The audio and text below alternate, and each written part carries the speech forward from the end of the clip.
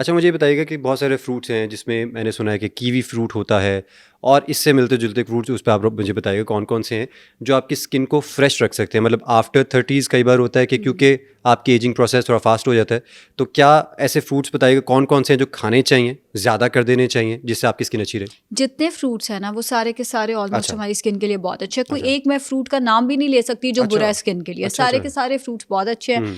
अगर आप किसी ऐसे मुल्क में रहते हैं जहाँ ब्लूबेरीज मिलती हैं तो ब्लूबेरीज का इस्तेमाल ज़रूर करें। वो एंटीऑक्सीडेंट्स का बहुत अच्छा सोर्स है एंड सुपर फूड में जाती हैं हमारी स्किन को लेकर जब स्किन की बात आती है।